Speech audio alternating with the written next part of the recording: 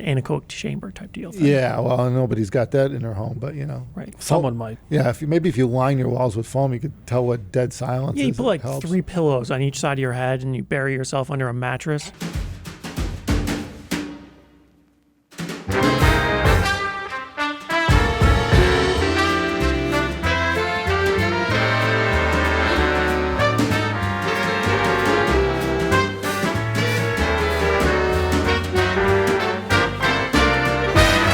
We got a new gnome. Yeah, that's pretty exciting. This is like, I guess we call it a flower child gnome. Gnomey McGnome Face Yeah. 2. Like I know, like now, like there's a lot of wildflowers coming up. Like I got a little garden at home, and those seeds we planted months ago are finally turning out to be yay high. Oh, You know, wildflowers. colorful. Yeah, you get some at home too. You get, Yes, I have some as well. yeah, they're finally showing up. Yes. Yeah, takes Kind a of looks while. like a mess. Yeah, I thought they'd grow faster, but they didn't really. No. Just take the seeds. And Yeah, it's easy. yeah. Just need to water them. Nice decoration. Uh-huh.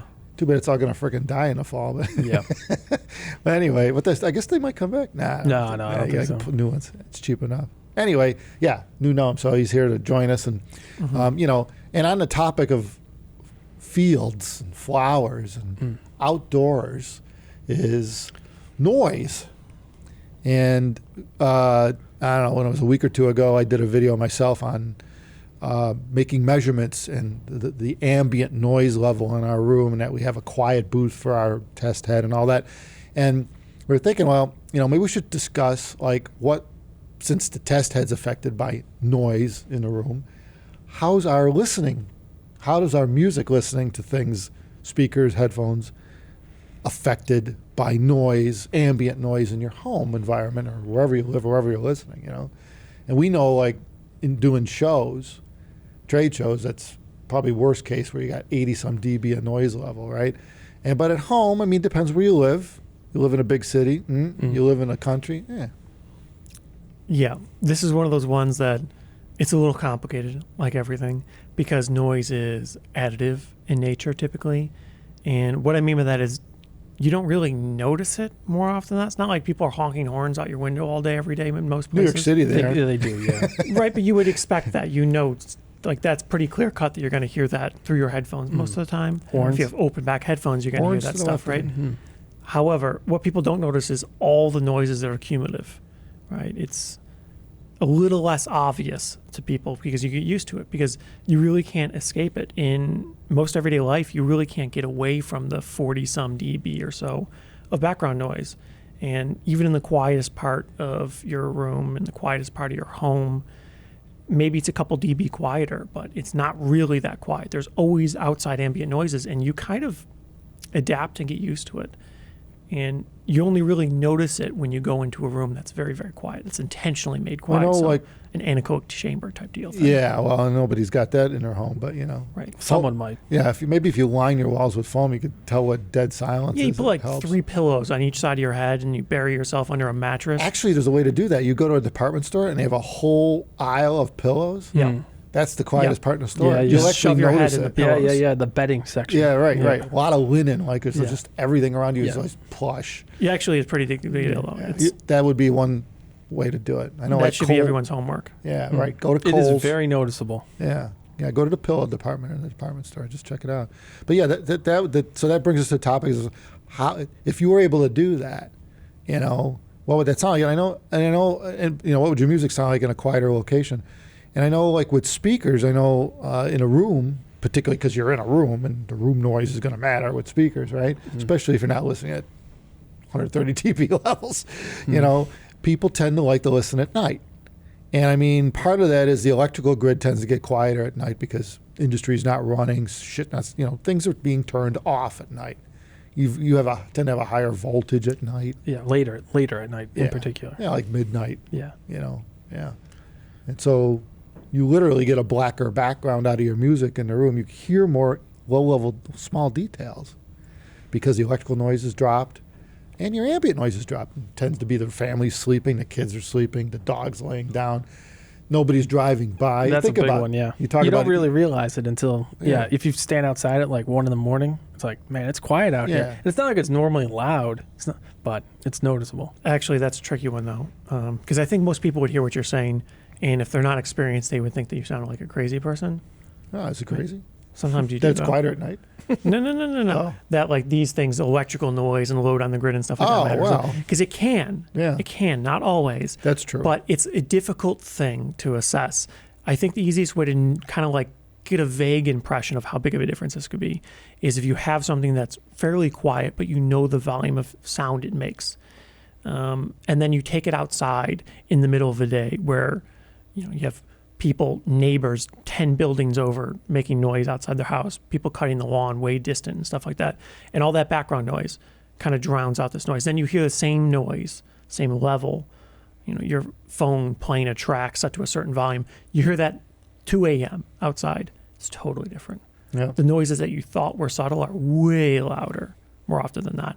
Like you'll hear crickets chirping at a significant distance in most environments late at night. I think it's two different effects. Like, in a room environment, like listening to speakers or even open back headphones or any headphone in a room environment, I think, the ambient noise, sure, even what's going on in the house and all that is affecting you. However, that's one effect, right? The electrical noise, you can look at it a different kind of way.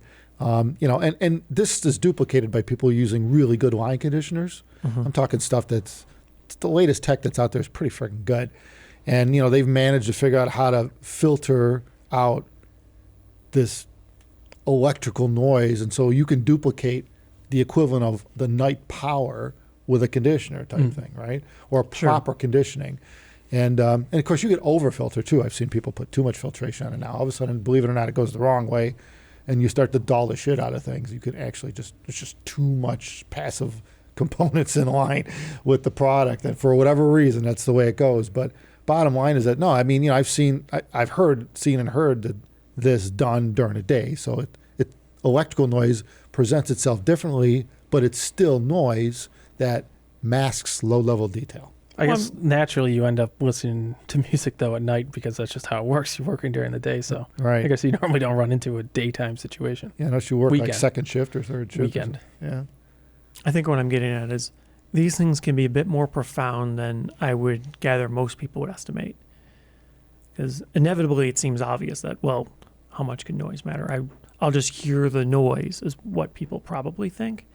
But the difference is the noise isn't really detectable because it's more or less constant, steady, and especially if you hear it over and over because it's the ambient noise in your environment, you kind of ignore it. Your brain tends to not really even notice it. It doesn't point it out to you. So to you, that's just your background level. Now, that's nothing.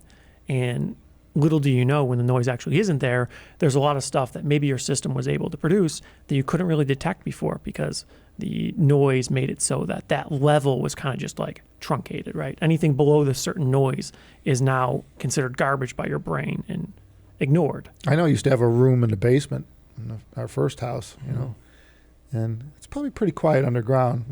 I never measured that. You got to be pretty far underground. Yeah, but you're more affected by people walking upstairs above the first floor. But when everyone's sleeping in that, it's pretty quiet down in the underground. Sometimes you got mechanical equipment and stuff down there, though. That's yeah, running, that's so true. Yeah, but basements aren't really always that quiet. But yes, but sans that running, yeah, you're pretty quiet down there. So I mean that helps. And living out in the country, people say they live out. There's no traffic. There's no airplanes. There's no nothing. It's just fields of grass. Well, it's true. You go out in the middle of nowhere. You look up in the sky at night. You see way more. And light pollution, just like noise it's exactly pollution. the same thing. You don't notice the light pollution. You really don't. You look up, you think it's dark, Right. but it turns out it gets a lot darker when you move further away from all the sources of light. Well, that's kind of the same. Actually, we could use that as an analogy because it's true. You get to a certain point at night, maybe 10 p.m., 10:30, where the sun's thoroughly gone. Right. And you could see more detail out of the stars. You can actually see more of a twinkle out of them where at 9-ish or so, Yeah. and they're talking in the summer or whatever, but as the sun's down, it's dark, you see the stars, but they're dull. And as 10:30, 11, as the night gets deeper and the sky basically gets blacker, now you see more subtle detail in the twinkling of the stars. You know what I mean? True. Yeah. And it's the same with audio. Yeah. It's the same thing. You drop out that, that where in this case that's the light, but we're talking about noise. Yeah, all your background. You're trying to go black. Right. Yeah. Because when you're dealing with something that's a constant, Like you have audio being emitted and it's this level, but you have noise that's above it. Well, you're not going to really hear this. It's going to be very, very difficult to hear it, right? And so when you look up in the sky and the stars and whatnot are only so bright, it needs to be very, very dark for you to be able to vibrantly see these things. So if you're in a bright city, even at night, you're not going to see it, right? But you move out middle of nowhere, you go for a long drive, you look up, everything looks way brighter up there. It didn't get brighter, just looks brighter. You notice it more. Same thing with audio. Well, I know, I sit right underneath my projector, Yeah. and like late at night, I could hear the fan on it, and it's constant, and it's like 28 dB or something. But like if I have it on the day, you don't notice it at all. But at night, you're like, it's kind of annoying. Yeah. But it's really quiet. Right. But it's enough. But and this is like 1 a.m. then, Yeah. So I mean, it matters. Ambient matters, and it changes the way you hear things. And for some people, it might make a difference. Think about it, in how much they appreciate better systems. Come to think of it, because if you do have a rather loud ambient, then you're not hearing the subtleties that the better systems are capable of. It'll mask it. The ambient will mask it. So it's same with speakers and headphones. So yeah, it's something to consider. Go try your system in a different house. Yes. Go to a Drive quiet out to the place. middle of the country, Yeah. run it on an inverter in a parking lot. Put in it. Get the app on your iPhone or whatever phone you got for measuring noise level in dB. I mean, they're usually kind of close. They're in the region. It'll of give you a accurate, relative level. Yeah. You sit it there and it'll just give you an average. Close enough. For 50 dB. I mean, it's averaging. Even better, the apps that show you the actual way, Yeah, plot it. the frequency response. Yeah, what's going on in the room, so you could see the noise where it's really affecting what you're hearing. I mean, like I know we've done it on airplanes, and like Yeah. below 100 hertz around 100 hertz is it's a disaster with jet engine noise, and so. So I was thinking, does like in EVs, you don't have a constant engine drone or anything, so does things sound better? I don't know. Yes. Yeah, No, actually, no. yeah. I think so. Because you don't need to, depends on the person. You don't need to crank the volume up as much to hear it. True. And I think that tends to be preferential because I notice, especially after a long drive, in a louder vehicle, you'll notice the radio may be really loud at the end of the drive. And you'll notice this after you get off the highway, you stop. Yeah. And you look at the volume level you're at, and like, oh, that was actually really loud, but I was getting away with that to try to drown out all the Well, ambient not only that, noise. I've noticed when I was in your cars, the Teslas, that you hear more of the tire noise. That's what you Right, hear. that's like all you That's hear. all you hear, yeah. Wind and tire. Which, there's no way to get rid of that. It is Right. what it is. But And yeah. it's funny because you would think, oh, the tires are louder in an EV or something. That's what Yeah. I think a lot of people would notice because, Right. especially in my car, I had snow tires on, and then I had studded snow tires, non-studded snow tires, all seasons, and summer tires, and the difference between all of them is profound. Oh, Any yeah. passenger could tell, oh, there's a difference immediately, right? And you don't really notice a difference in sound in tires a lot of times in other cars. Well, I noticed that I experienced this years ago. I got, I think it was a Lexus, the ES300. This was years ago. And the Lexus was like stupid quiet. It was really damp. It was quiet in the car. You'd close the door and it's like, you know how you notice like when you're outside and you get in the car, close the door, and all of a sudden, bam, it's Right. like, It's like holy putting on shit, I don't hear noise-canceling anything. headphones. Yeah, right. And it's like, wow. And then I was driving it. I had it for like a year. And then I heard this little rattle coming from under the dash somewhere. I'm like, and it was quiet, but I'm like, it was annoying. You know what I mean? Uh-huh. And so I figure I'm going to Google to see what people talk about rattling with the Lexus, and I'm Googling, and some people say, yeah, I noticed it, and some people, then you hear this. But in the end, you know what I determined was that it was the fact that the damn car was so quiet inside that you wouldn't, like in a Jeep or something, you probably would have never heard that little rattle. Oh, the yeah. dash. It'd be masked by all the road noise, the tire noise, right? But this dead quiet thing, and there's something interior-wise that's just moving a little bit, and you notice it because it's so freaking quiet that it's more noticeable, which from a design standpoint, if you think engineering, wow, you got to really watch how tight nuts and bolts are in that car. Yeah. Because now you're noticing every little problem, as the car ages. You know what I Yeah. mean? You hear it more. And that's a curious thing because what that produces is a bit of bias. And you get this in audio too, it's no different.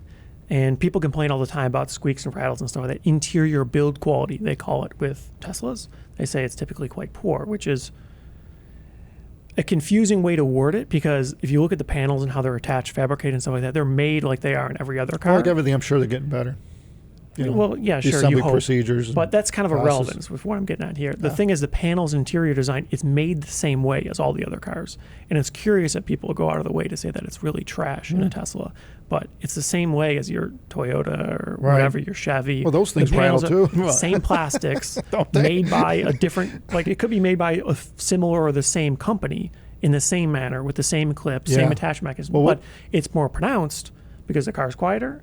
And so people then think, oh, they squeak and bang and rattle more. And we'll get But in a 10-year-old Chevy and see what that sounds like. You know, one of the Yeah. cheaper models. You know, after it's been agencies, you'll find Well, it has nothing there's to do with- noises coming from every direction. Yes, you know, I'm the not- doors, the windows, the freaking dash, the back. This has nothing to do with the brand of the, The vehicle. Or anything. suspension. It's just Yeah. it shows you how people can perceive things to be Yeah. variable, right? It's because if you have a vehicle that intrinsically is oftentimes quieter than another vehicle, issues can be exaggerated. Sure.